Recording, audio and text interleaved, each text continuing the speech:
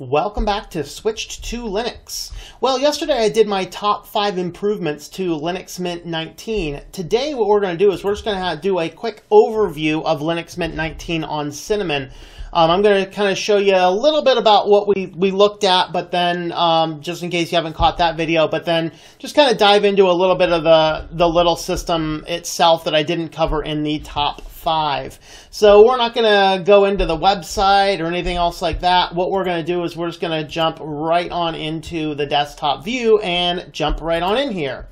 So here we are installed on this, and we are running this on a VirtualBox. My VirtualBox has I think I have 4 cores and 6 gigs of RAM in the VirtualBox. It runs very snappy. We are running in software compatibility mode because installing the VirtualBox proprietary drivers for some reason uninstalls the Linux Mint welcome screen, and it uninstalls the Mint update tool. I have no idea why. I'm not sure if that's a bug they're aware of or not, just an observation. So if you are running this in a VirtualBox for test, just be aware of that, and there may be other things taken off as well. Those are just things I've observed. Now, of course, when you first log in here, you will be shown the startup screen. This is very simplified. There is a first steps here. The first thing it wants you to do is it wants you to set up system snapshots.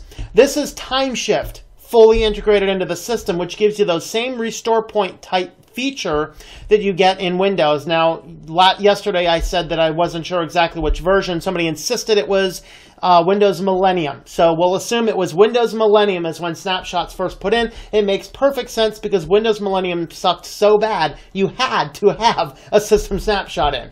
Maybe they were prophets. But TimeShift is very much like a Windows restore point. It's going to create a restore point. This does your system files. To my knowledge, I don't think, at least by default, it does personal files. Somebody did ask about that, though.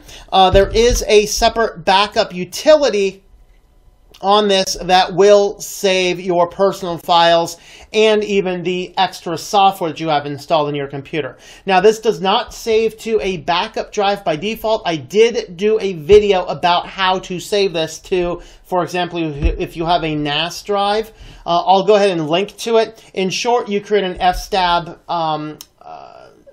section in your boot up sequence so that you boot up your NAS drive in the folder you want it as a system file, and that will be available then as a backup location. That's how you can get around that. By default, it does not just allow you to store it to a network drive, but that's probably okay. What you might be able to do is connect this to one of the online accounts, as they did greatly improve online accounts. So if you go into your online accounts, you have a variety of different accounts. For example, Nextcloud now syncs contacts, calendars, files, and documents. So that's significantly more than the previous version of Linux Mint would only sync a folder. Of course, you have a Google account, you have Facebook account, there may be some other accounts as well. So you might be able to attach these into your system.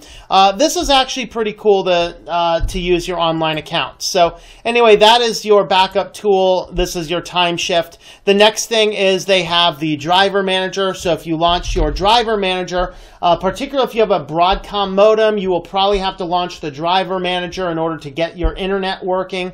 Of course, you need something to get internet to get the drivers to install it. I've either attached my phone via USB cable and shared the internet that way, or if you have a USB dongle or an Ethernet port or a USB to Ethernet port, any of those methods will get internet to your computer temporarily so you can run the driver manager, install those Broadcom drivers, and you're set to go. Now here you can see this is where the VirtualBox guest editions here. I'm not using them. We're working fine without them, but if I install these, it will get rid of at least a few applications, at least on this beta. Then, of course, we have the Update Manager. The major change in the Update Manager is it will no longer ask you on first load which level of updates you want. Some people didn't like that, so that's good. I'm happy with the fact that that they've taken that option away. Now what it's going to do is it's going to, by default, install everything. We don't even have the numbers, you know, is this a 1, is this a 2, a 3, 4, 5? It's just going to do everything, and then it's hoping that you are setting up TimeShift, so if an update makes a mess, you can use TimeShift to go back, restore it, and then figure out what the issue is. You still do have the option to select or unselect, deselect, excuse me, any particular update. You can go to your mirrors. Of course, this blue bar up here, which is talking about mirrors, will point you to TimeShift if that has not been run yet. So those are all great things. And then, of course, we have our system settings and we have our software manager. System settings, of course. One of the things that you will notice right out of the bat is that the icons have been the same, at least for 17 and 18. They now have changed your icons to this new icon theme. While I'm not generally in favor of these types of icons, I actually very much like these. If I were to be installing this on a new system, I would probably just keep the icons exactly as they are. You do notice that there are a lot of icons in here, as many, if not, it looks like a little bit more than what have been in here in the past. If you do like the older icons, you can go back to them if you want. I actually really like what they've done with the icons, so I'm going to do that. This is the default. We do have fewer options on some of the menu borders and things, but that's okay. You can still go into your add remove, update your cache, and then you can grab any available themes that you might find. So you can download any of these themes here. Of course, here's your settings. As far as your desktop settings, much the same. Defaults, computer is on. This is something I think that they do for the Windows crowd. Generally, if you're new to Linux, you might just turn that off. That gets you into the system file systems. You probably don't need that. You definitely probably want the home up there. I prefer throwing the trash on there, and I like throwing network on there.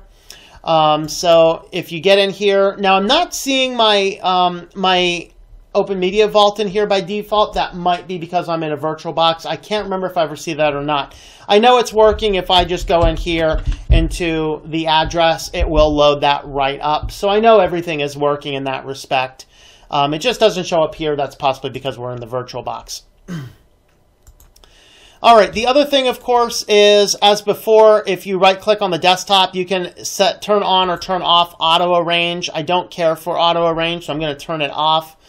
And then, of course, you can arrange things. You can align to a grid. You can arrange by a variety of different things. You can go horizontal, vertical, or you can change the icon sizes. These were added in, but one of the things that I found is that Nemo is more responsive, particularly for me where I'm dragging and dropping large, you know, several hundred megabyte files as I'm doing videos.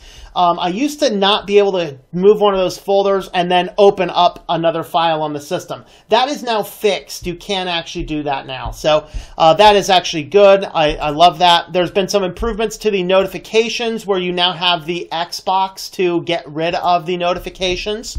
So that is a new feature in the notifications.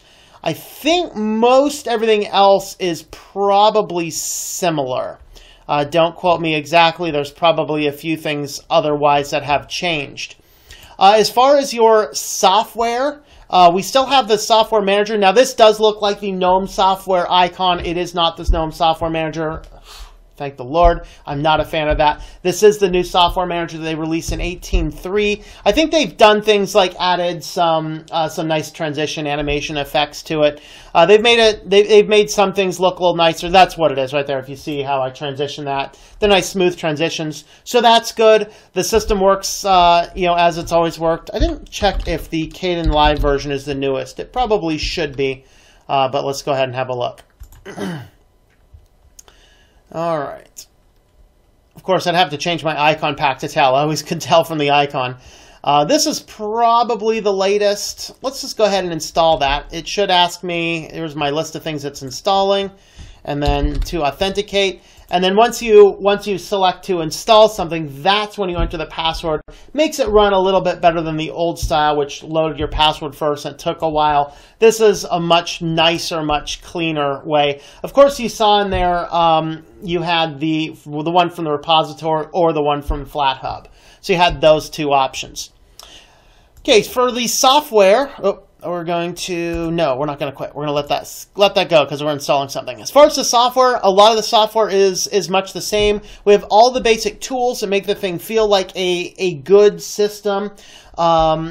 Just a good complete system in there. So your accessories, we have archives, calendars.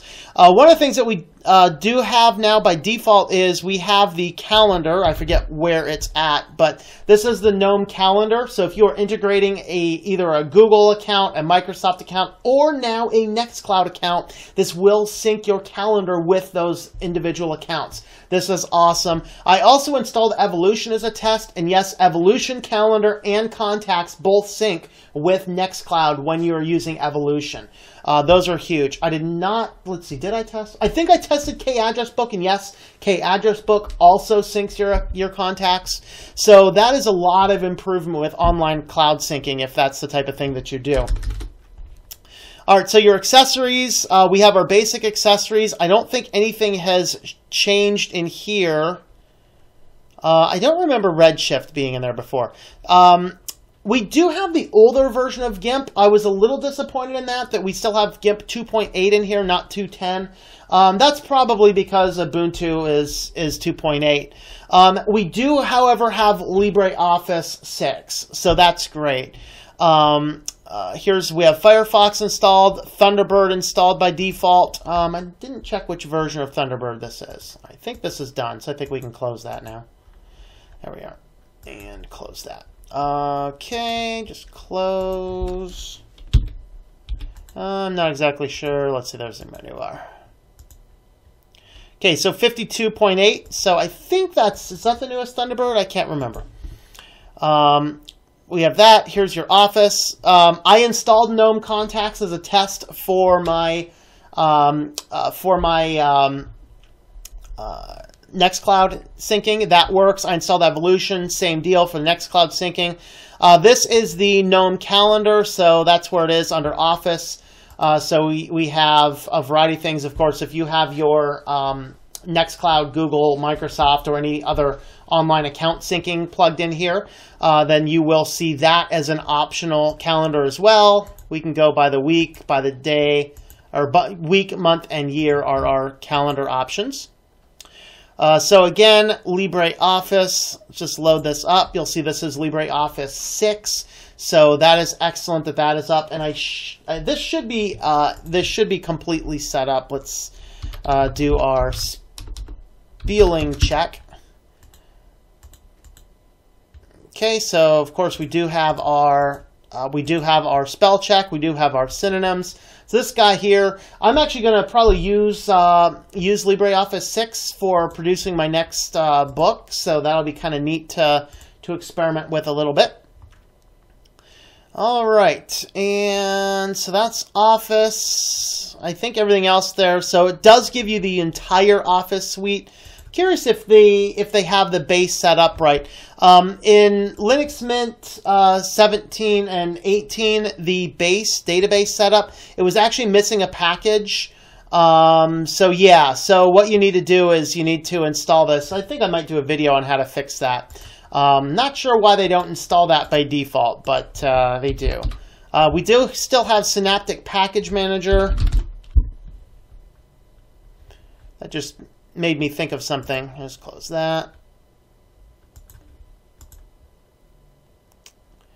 Sound and video. Of course, I installed Kdenlive. Let's double check the version of this one. So it's 17. So I think this is the latest one. I'd have to check my versions, but I think that is the latest. We do have the basic media player, Rhythmbox, VLC installed. These are all defaults.